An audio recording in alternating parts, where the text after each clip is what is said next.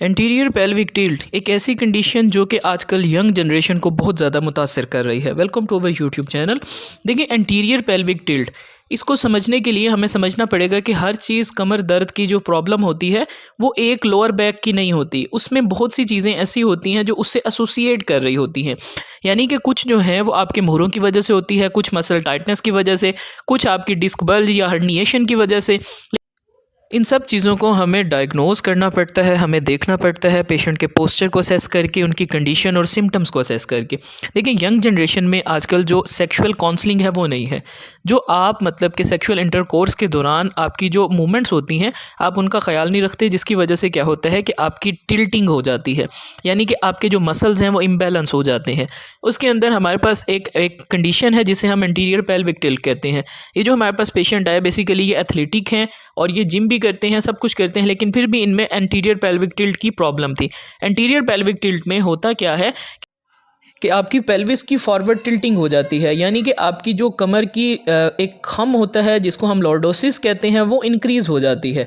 तो इसके अंदर जो मेन चीज़ हमारे पास आती है वो आती है कि आपका पोस्चर, यानी कि अगर आप अपने पोस्चर का ख्याल नहीं रखते तो आपको पेल्विक टिल्ट हो जाती है। इसके अंदर क्या होता है कि पेशेंट को लोअर बैक पेन होता है और उसको मसल स्ट्रेन्स आ जाते हैं, यानी कि उसकी कमर में मुसलसल ऐसे लगता है कि जैसे कमर पकड़ी हुई है और कमर यहाँ पर मतलब कि जैसे होता है जकड़ी हुई है। तो इस तरह की जो कंप्लेन है वो पेशेंट हमें करते हैं। सो इसके अंदर हमने असेस करना होता है कि आइदर अगर वर्टिब्रा मोरों का इशू नहीं है, मसल्स का इशू नहीं है, तो इशू कहाँ आ रहा है। बेसिकली ये कर्व ख़राब होने की वजह से आपके जो मसल्स हैं वो खिंचे रहते हैं।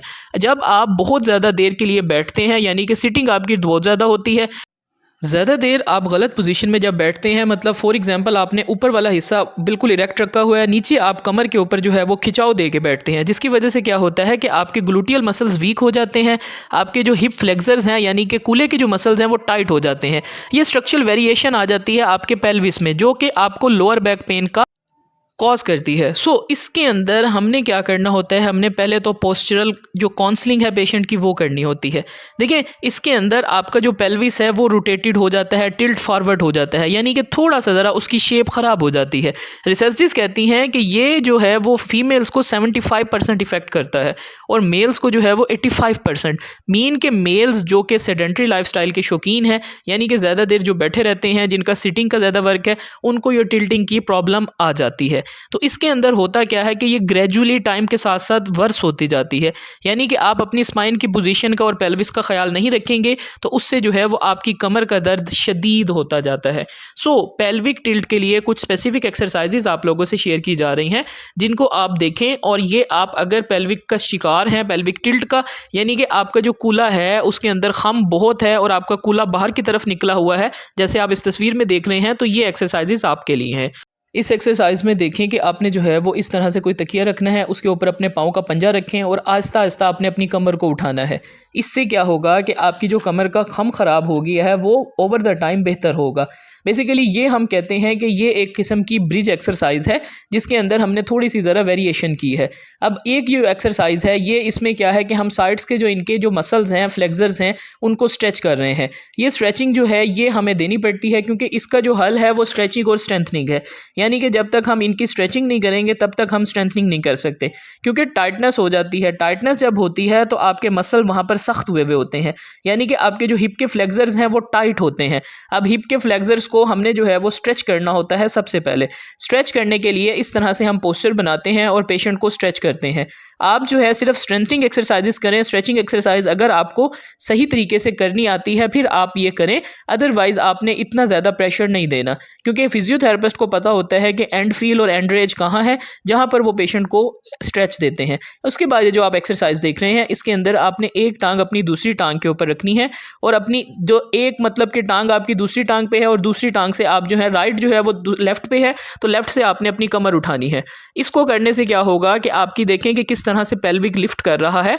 पेल्विस को हमने ताकतवर करना है। क्योंकि आपके जो ग्लूटियस यानी कि कूल्हे के मसल्स हैं वो कमज़ोर हो जाते हैं, जो आपके बटक के मसल्स हैं ग्लूटियस मैक्सिमस वगैरह वो कमज़ोर हो जाते हैं। हमने उनको स्ट्रेंथन करवाना है और जो टाइट हैं उनको हमने स्ट्रेच करना है। ये स्ट्रक्चरल वेरिएशंस जो पेल्विक के अंदर आ जाती हैं, जो पेल्विक की डिस्टर्बेंस कॉज कर रही होती हैं, हमने इनको बेहतर करना होता है। सो ये एक्सरसाइज जो आप देख रहे हैं इसमें आपने इस तरह से एक टांग को दूसरी टांग पर रख के और इस तरह से आपने स्ट्रेच लेना है।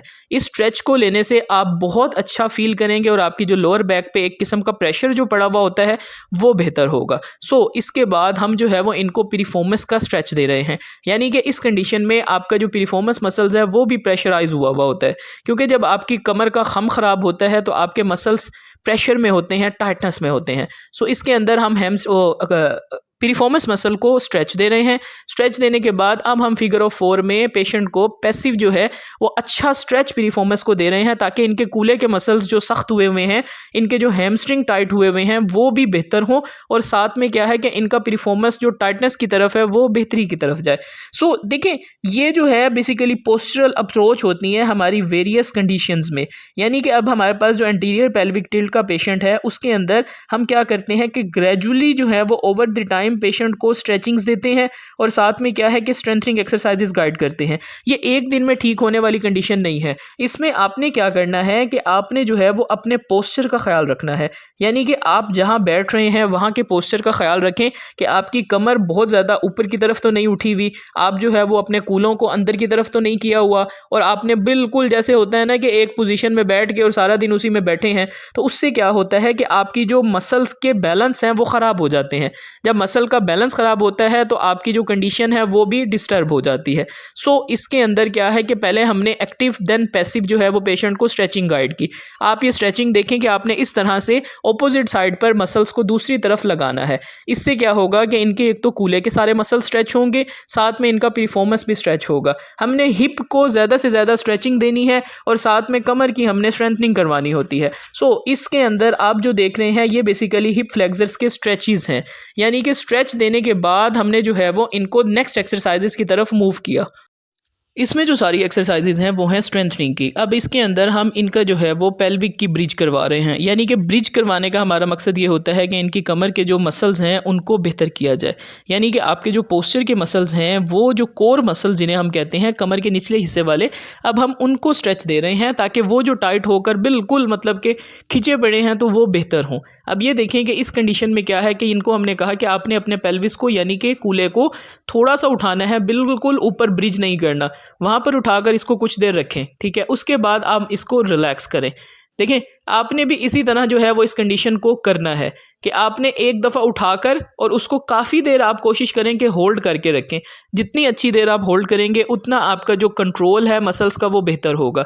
अब ये देखें कि अगेन हमने इनको कहा कि आप अपनी टांगें जितनी आप इकट्ठी कर सकते हैं इकट्ठी करें और बिल्कुल हल्का उठाएं, यानी कि आपके सिर्फ कूल्हे ऊपर उठें, आपकी कमर ना उठे। सो इसके अंदर हम कूलों को स्ट्रेच करते हैं, यानी कि कूलों को ब्रिज करवाते हैं, जिससे क्या होता है कि मसल स्ट्रेच भी होते हैं और साथ में जब हम होल्ड करवाते हैं तो उनकी स्ट्रेंथनिंग भी हो रही होती है।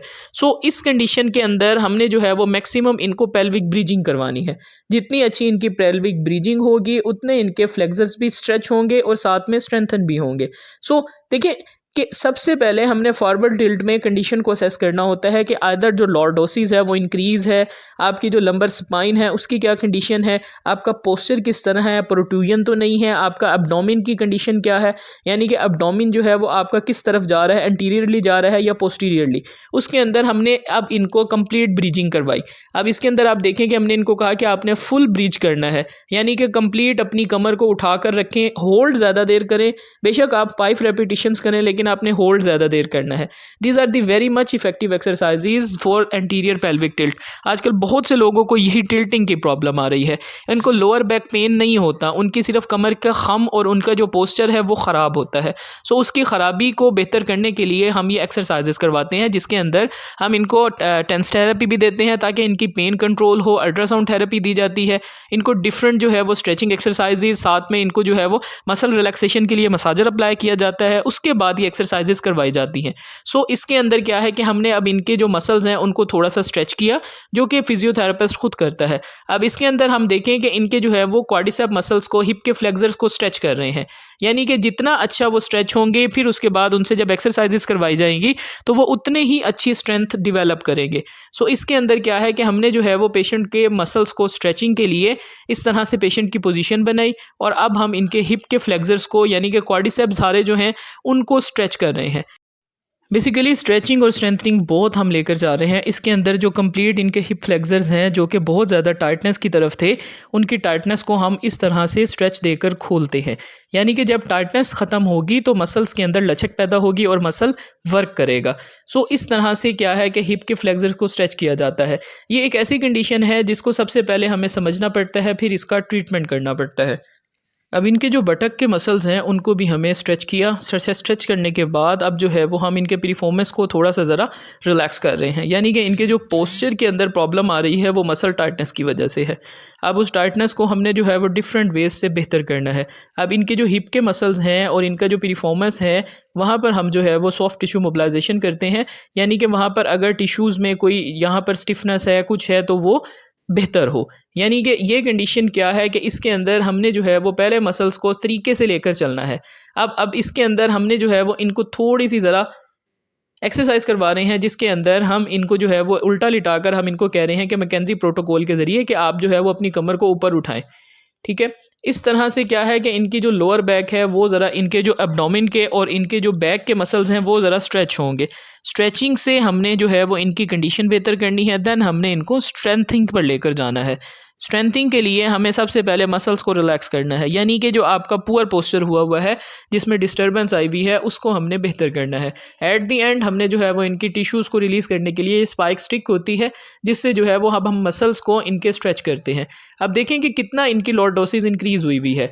अब ये स्टिक जो है ये इस तरह से इधर जो है वो प्रॉपर तरीके से समझें कि मूव कर रही है कि इतनी लॉर्डोसिस इनकी है। सो लॉर्डोसिस की वजह से इनका पेल्विक डिस्टर्ब है, जिसकी वजह से इनकी कमर के मसल्स टाइट रहते हैं। So these are the very effective exercises और ट्रीटमेंट प्लान जो कि आप लोगों से शेयर किया जा रहा है, जो कि एक फिजियोथेरेपिस्ट को भी हेल्प करेगा, जो अगर इस वीडियो से देखकर अपनी जो है वो पेशेंट को ट्रीटमेंट करेंगे, और एक पेशेंट को भी अगर कोई पेल्विक टिल्ट का है तो उसको भी इससे फ़ायदा होगा। सो इसके अंदर हमने इनके हैमस्ट्रिंग को भी मैक्सिमम फोकस किया, क्योंकि हैमस्ट्रिंग इनके बहुत ज़्यादा हमें टाइट मिल रहे थे। सो टाइटनेस को हमने जो है वो कम करने के लिए एक तो इनकी स्ट्रेचिंग्स भी दी, और साथ में हमने स्पाइक रोल स्टिक जो है इससे जो इनके मसल्स हैं उनको भी सॉफ्ट टिश्यू रिलीज़ किया। सो इससे क्या है कि इनकी कंडीशन जो है वो बहुत हद तक फर्स्ट सेशन के बाद बेहतर हुई। सो हम इसी तरह ये ट्रीटमेंट प्रोटोकॉल कुछ टाइम के लिए फॉलो करते हैं, जिससे पेशेंट जो है वो बेहतर हो जाते हैं। सो होप सो आप लोगों को वीडियो पसंद आई होगी। आप वीडियो देख के बताइएगा कि आप लोग कहाँ से देख रहे हैं। Thank you so much for watching.